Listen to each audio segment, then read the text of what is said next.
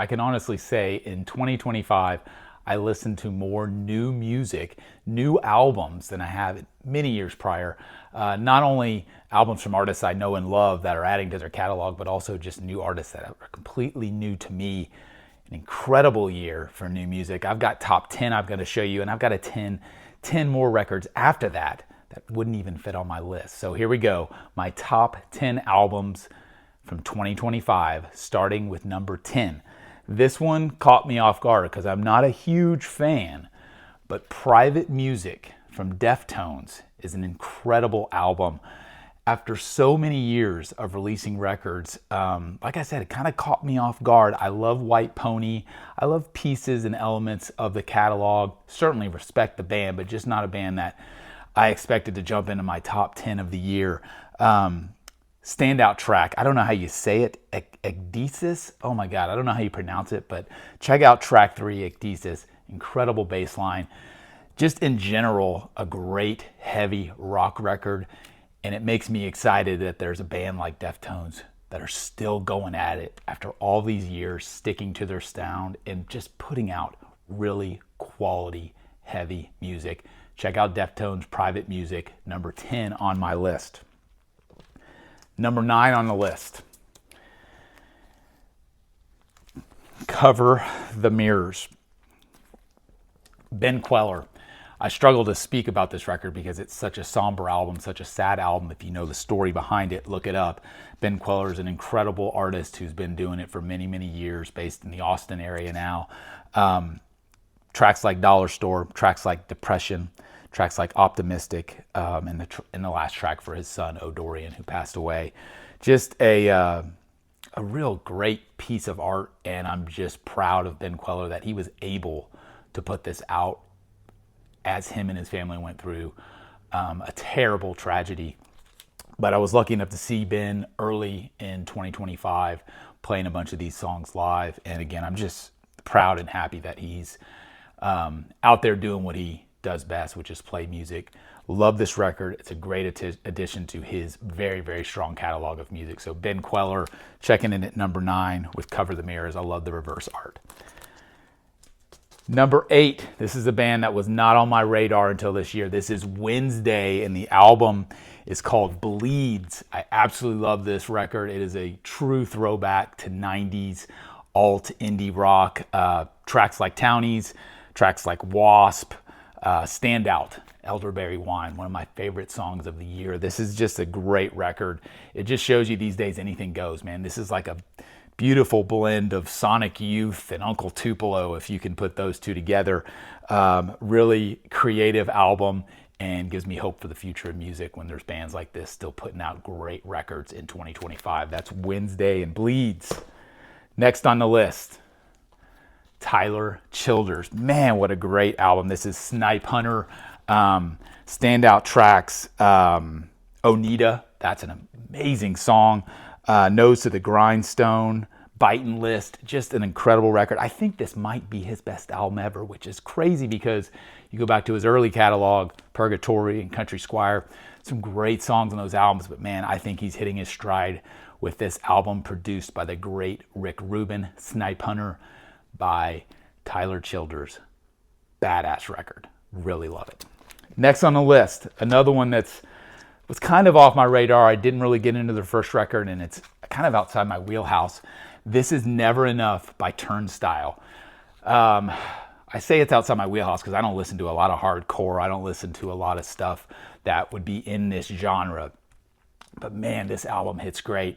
Go to YouTube and look up the track Birds.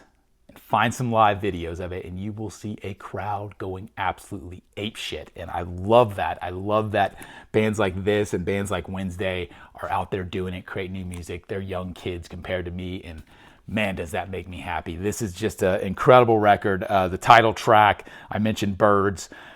Dull is a fantastic track as well. Just really, really great. Truly energetic, aggressive music that will get the mosh pit swirling, and I love that that still exists in 2025.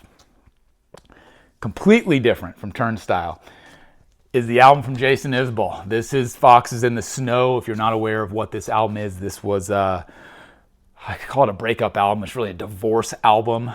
It is him and an acoustic guitar at Electric Ladyland Studio in New York and nothing else. And it is fabulous. The title, Bury Me, is fantastic. Gravelweed, the title track, Crimson and Clay. It's just a beautiful record and a testament to him that he doesn't even need a band. He can just grab a guitar and go in with his thoughts. And these are all live to tape, no overdubs, no extra instrumentation. Love this record. I hope to catch him live performing these tracks. Foxes in the Snow from Jason Isbell, definitely in my top 10 of 2025. Probably one of my most listened to albums of the year for sure.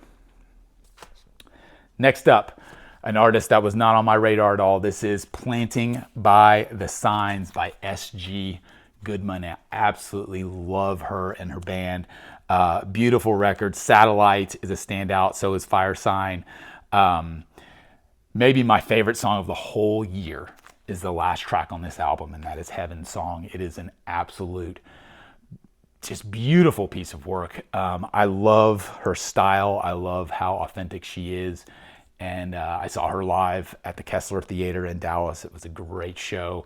I hope she continues to write and record and tour because she's a great artist and an incredible songwriter. And this is definitely in my top listens of the year. I love Planting by the Signs by S.G. Goodman.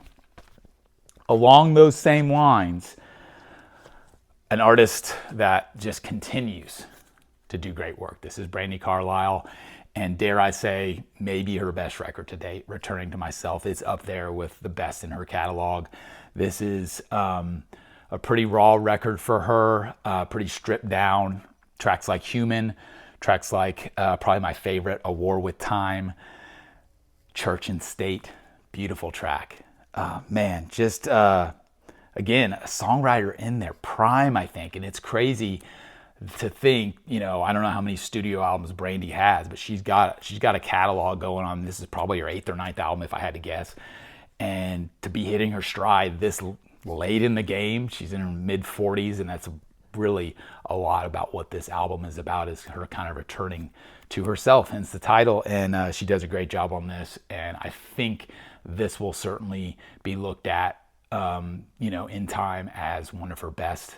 And I'm just happy to be alive right now when albums like this are being written, recorded, and put into the world. So Brandi Carlile, number 3 on my 2025 top 10. This is one that it came out early in the year, and when it came out, I said, there is nothing that will top this album as far as my number 1 albums of the year. And it was damn close. It was real close. This is by My Morning Jacket. Same story. Way later in their career. Have a whole discography. I've been following them for 20 years. And then they put out an album like this. I'm like, holy shit, this is one of their best albums, if not their best. It's right up there with their greatest works. Out in the Open, Half a Lifetime, Everyday Magic, Time Waited. I'm naming the whole track list. River Road. Fantastic. I saw the band twice this year, which helps a lot, to make an album stick with you when you're hearing the songs live and seeing the band. It ended up at number 2. I've got one more after this, produced by Brendan O'Brien. Like I said, when this came out, for sure it was my number 1.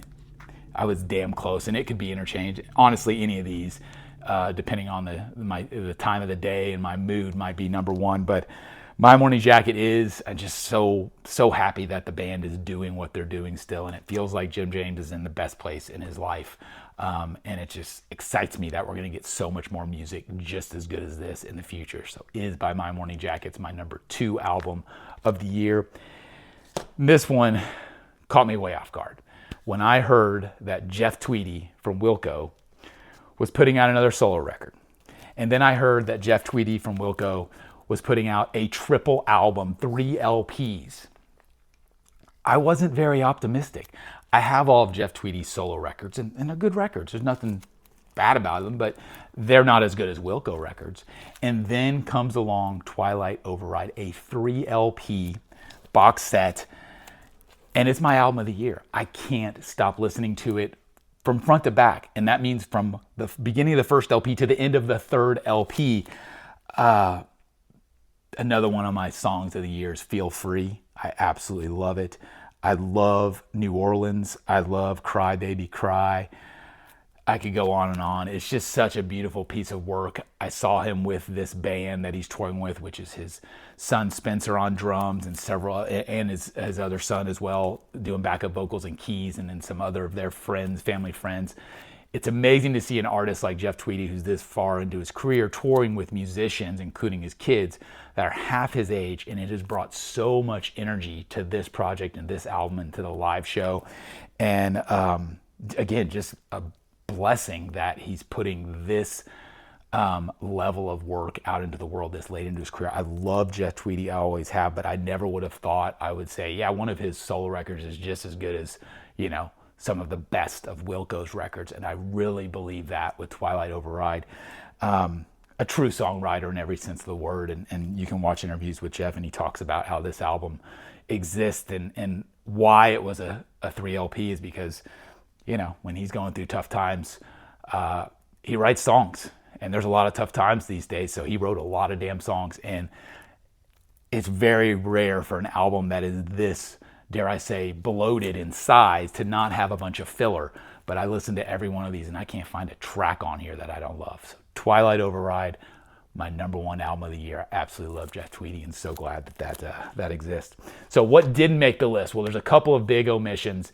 I've got another 10 that, depending on my mood, again, could have made it in here. The big one is an album called Getting Killed by Geese, which is topping everyone's list.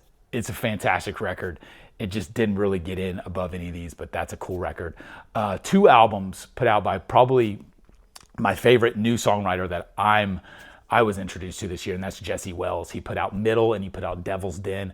Fantastic records if you're into folk rock, into hearing what Jesse Wells has to say about the world. Love those records.